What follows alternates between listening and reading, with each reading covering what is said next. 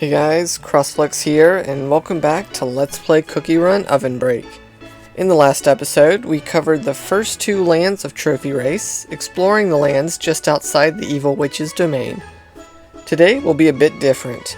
We'll be covering my favorite game mode, BreakOut. This is a longer gauntlet that requires many cookies to get through. It's a fairly long task, so I've decided to do post-commentary for this event and split it into 2 different episodes. You can thank me later. Anyways, I've chosen a wide variety of cookies to use for the first story introduced in this game, Escape from the Witch's Oven. I've tried pairing each cookie with an appropriate environment, as well as specific treasures for them to use. Now this is not going to be a high scoring run. This is just to demonstrate the game mode and to show off some cookies that otherwise wouldn't get a lot of attention in this LP. As you can see, the first cookie I've decided to run with is Vampire. He's an alcoholic. I mean, he loves his juice. This is a kid's game after all. His ability lets him turn into a bat to avoid obstacles and cover a large distance. I suppose I'll cover the stories of each of the cookies as they appear on screen. If this video layout is jarring or whatnot, please let me know. I'm not entirely sure what to do for these kinds of videos just yet, so I'd appreciate any and all feedback. Anywho, the witch, busy from baking several cookies at once, had forgotten to use her favorite high-quality grapes, so she stored them in oak barrels and let it age for a long time. And with that special grape juice, she made Vampire Cookie. It was difficult for Vampire Cookie to wake up at first due to the 10% strong grape juice it contained. Unlike the other cookies, he does nothing but relax and enjoy life. He wasn't even bothered by the heat of the oven and only escaped because his sister Alchemist Cookie dragged him outside. With his pale face and smug posture, he likes to relax with a nice glass of grape juice and ponder the meaning of life. So you might realize that this part of BreakOut is remarkably similar to Land 1. That's because it's basically the same event. Both Land 1 and BreakOut Episode 1 tell the same story. It's just that Land 1 is an abridged version. Again, Trophy Race is designed for shorter play sessions, whereas BreakOut is aimed more at players who spend longer amounts of time on the game in one sitting. Like me. Man, it's really great seeing this episode back in action. For those of you who don't know, back when the game updated to include the Sands of Yogurka storyline, they took out Escape from the Oven. This was so that they could revamp everything and bring it up to a modern standard, which I think was a great call. I'm really happy with the changes they've made to the original design.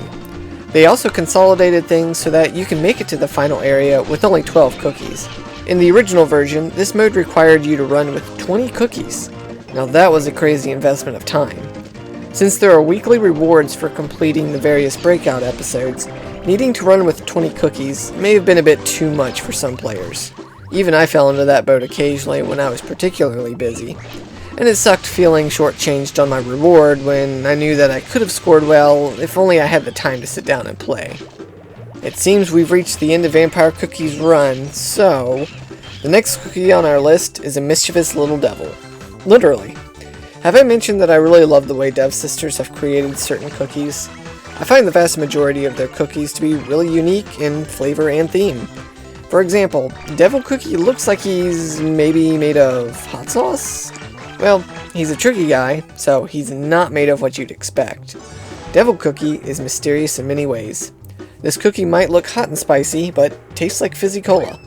According to a trustworthy source, they are made of the bat extract and a few drops of carbonated beverage. Devil Cookie's ultrasonic powers allow them to see flying spectral jellies invisible to the others. Catching these jellies unleashes the feared Super Devil. There's another cookie in the game, Angel Cookie, who is basically a parallel to Devil. She got a huge buff a while back, so I kinda hope they do the same for him one day. You know, make it fair. So, going back to the topic of bringing back a revamped Episode 1, I was surprised by just how familiar these stages were, while somehow managing to be quite different. Obviously, certain stages were changed more than others. In general, the later the stage, the more it was changed. At the time of recording, Escape the Oven has just been returned to the game, and I couldn't be happier. It felt almost like coming home from a long vacation. What can I say? I'm nostalgic for this part of the game. It's what I played when I was just starting out. Looking back on things, it's actually kind of weird that I didn't play Trophy Race at all until probably a couple months into playing. I guess I just didn't feel comfortable doing the multiplayer aspect until I felt I had enough experience with the single player content. You know, it's a funny story how I first started playing the game at all. It all started with a YouTuber that I used to watch, RoboBuddies. She made a one-off video where she basically just gushed over some of the characters, and I was immediately fascinated by some of the designs, the legendary cookies in particular. However, I still didn't give the game a shot because it was a mobile game. I just convinced myself that there wasn't going to be anything to it and that it was going to be a waste of time, so I ignored it. However, my wife, in her infinite wisdom, decided to start playing the game. She got hooked immediately. It was actually kind of funny at first, seeing her spend so much time on the bed, running with little cookies. After several days, the game almost got irritating to me, because, to me, it seemed like she was spending too much time on it, and the music was getting repetitive. That song again, I would say? That's the only song I hear. But, real name redacted. That's because I haven't leveled up enough to run anywhere else yet. I don't really know what it was, but after a couple weeks, I guess I just sort of caved and decided to try. I'm really glad I did. Thanks, honey. And thank you, RoboBuddies. Without your video, neither of us would have even heard of Cookie Run. I know she doesn't really upload to YouTube anymore, but I'll leave a link to her video in the description, just in case any of you are interested in seeing how I started playing this game. So up next is a cute little cookie. Mint leaves for Peppermint Cookie were gathered from a town near the clear sea. This cookie likes to spend time at the shore, staring dreamily at the horizon, or playing the shell ocarina. An old friend, the peppermint whale, often appears to the sound for company. Peppermint Cookie treasures the simple but unchanging things, just like the waves that come and go. May this cookie's smile remain unchanging as well. Unlike the previous two cookies that I've ran with, Peppermint is not maxed out for me. For one thing, I don't really care for him. So I've never bothered to invest spirit potions into him to level him up. Plus, he's not really that great competitively. As you just saw, his blast mode is pretty interesting aesthetically, but not really that useful. You actually miss out on quite a few jellies by riding his Peppermint whale. He's a pretty simple design, which is a bit refreshing, since so many modern cookies are more extravagant in their designs. I do also like the shade of blue used for him. I can almost taste the Starlight Mint flavor when looking at him. So, do people still dress their little boys up like 1920 sailors anymore? When I look at Peppermint, I think of Popeye or Cuphead. When we have kids, if we get a son, I might torture him by dressing him up like this for one gag picture. That way, years later, when he brings his girlfriend over to the house, I can be all like, "Who's ready for baby pictures?" Roasted. That's what you'd call a long con. Anyways, I did my best to fit Peppermint into an area of BreakOut that makes sense for him. I mean, the sewers are water, so it's kind of like a harbor, right? Whoops. Up next was my first favorite cookie. I don't really know why I liked her so much, since I'm not usually a fan of tribal or druid or barbarian designs. I also don't like feline, so that's another strike against her. But anyways, it's not known how Tiger Lily Cookie ended up in the jungle all by herself. Under the constant threat of encroaching enemies, her senses grew sharp. In contrast to her rough outward appearance, she is soft and delicate on the inside. Her only family is her trusty butter tiger, whom she cherishes more than anything in the world. Her great skill with the spear and excellent jumping abilities make her one tough cookie to beat. Tiger Lily was the very first cookie I maxed out. It took several months of effort to accomplish this. Not only was it hard enough to level her up all the way to 15 as a somewhat new player, but I had to max out her magic candy without the aid of a cookie trial.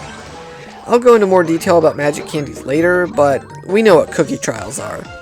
They're one-off stages that are designed to show off a particular cookie. Nowadays, every new cookie gets a trial when they're released, but Tiger Lily was released well before they started this mechanic.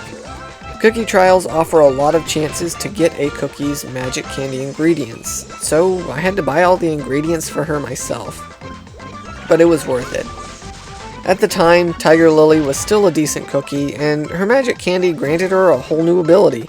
Normally she can throw spears and ride her butter tiger occasionally, but her magic candy grants her the ability to blast for a short distance upon retrieving her spears. Remember how I said I don't like felines? Well, Butter Tiger's an exception. He's just so insanely useful. He grants Tiger Lily a super duper speed boost and will reset her jumps just as he disappears, giving her 4 jumps if you time things right. You know, it's kind of funny to see all those peppers being grilled. I mean, sad. It's very sad and barbaric. And there's no humor to be gained from their suffering whatsoever. This is why I eat meat instead. No murdering of countless innocent vegetables for me. Let me also say that I would love to live in the sizzling forest, where we're currently running. I really love the aesthetic of the trees here, and it certainly doesn't hurt that marshmallows grow on them. Autumn is my favorite season, and I can practically smell the brisk air while running in this stage. I'd just have to watch out for all the grills on the ground. Speaking of, are those grills all a part of the very ground of this forest? Or are they supposed to be like the grills of campers that have hiked out to the sizzling forest? Again, there are just some things about the cookie world that I still don't understand. I hope Dev Sisters expound on this in future installments. For example, the gnomes here in this secret farm, are they just like garden gnomes? They don't appear to move, so maybe they're just statues. Either way, it seems we've reached the end of Tiger Lily's run. I guess those gnomes did her in, but then again, I don't blame her. Their creep factor is off the charts. Up next is Old Man Cookie. Pilot Cookie. I mustn't forget, we must respect our elders. Even the really, really elderly. Pilot Cookie is rich in flavor thanks to the abundant use of butter and brown sugar. This rich cookie recently purchased his honey-coated plane in Toffeeland, worldly famous for their honeycomb toffee. Whenever he feels tired, he takes a warm cup of butterscotch, which helps him with his high sugar pressure. He claims that one must live their life to the fullest, for there isn't enough time to live by doing everything one loves. Maybe that's why he constantly travels beyond the horizons of the delicious cookie world. We see here that Pilot Cookie is apparently flying over the Ribbit Ribbit Mushroom Forest. Wow, what a mouthful. So this stage is pretty fun to run in because of the plentiful blast jellies and health potions. Certain cookies are really good in this stage. Night, Lemon, Soda, and Cocoa immediately come to mind. The first 2 benefit greatly from the speed increase, while the latter 2 possess skills that activate upon collecting health potions. This stage also teaches players to trust the line of jellies that you collect. Even though the stage looks dangerous, like those frogs hopping about, as long as you follow the jellies, things will turn out alright. This is the concept that gets reinforced later in the game, so definitely try to take it to heart. I know some people may complain that if all you have to do is follow the path, that it would take away from the platforming. And I used to be in the same boat back when I first started playing the game. But over time, I've come to look at things in a different way. Although Cookie Run has platforming elements, it's not entirely a platformer. It's almost like a blend of platforming and racing. I mean, think about it. Following the jelly path is a lot like racing on a track. There's a bit of freedom in how you approach the track, but you still need to stay within the lines without suffering consequences. Of course, certain cookie abilities break this up a bit by letting you take advantage of alternate paths, or by simply forging your own. Not only that, but sometimes following the jelly path can be difficult in its own right. And just when you thought the dampness of the Ribbit Ribbit Mushroom Forest wasn't oppressive enough, we emerge into the sticky snail swamp. I gotta hand it to them. I don't normally like swamp levels in video games, but both of these 2 stages are enjoyable. So the swamp here has been changed up quite a bit since its original layout when OvenBreak came out. It looks more organic now, like a real place rather than a stage in a video game. I think the little ramps added really give the stage some added depth. The slow-moving obstacles in the form of snails is perfect for an early stage challenge, while still making the stage feel alive and lived in. We're ending our relay off this episode with one of my earliest favorite cookies, Skating Queen. She was the first cookie I used to make progress with in the trophy race way back when. Even to this day, I'll still break her out occasionally and use her since she's really fun to control. Between her own abilities and the one granted by her magic candy, she has a lot of fun mechanics. Double jumping creates a momentary magnetic effect, and sliding passively scores points. It is true that only top quality ingredients were used to bake this cookie, but that never stopped her from giving her best at exhausting rehearsals. Her unparalleled discipline and practice is what gave the finishing touch to the cookie we know today. Her graceful performance never fails to receive extra points. Other cookies simply pale in comparison. A lot of cookies have costumes that are hit or miss, but Skating Queen is one of the few where I enjoy all of them. It's just a shame that I don't currently own any of them. I'll show off a few of these in a future episode. This character makes me also consider the naming convention of cookies. Most of them are simply named after whatever ingredient they're made out of, but then some other cookies are named after what they do. Like, you have stuff like cherry, lemon, plum, and milk, but then you have Skating Queen, Princess, Cyborg, and Adventurer. It's just kind of weird. I wonder how the Dev Sisters decides which of the two naming conventions to go with after they've finalized a design. Well, the end of the video is drawing near. There are 4 major parts to this breakout episode, and we've pretty much gotten through the first 2 today. I apologize that I have to break up this breakout like this, but if I didn't, then we'd have a 30-minute video on our hands and no one would want to watch that. So, please stay tuned for the second half, where we cover the remaining 6 cookies. Rumor has it that we'll even see some one-of-a-kind legendary cookies. So until next time, have a blessed day.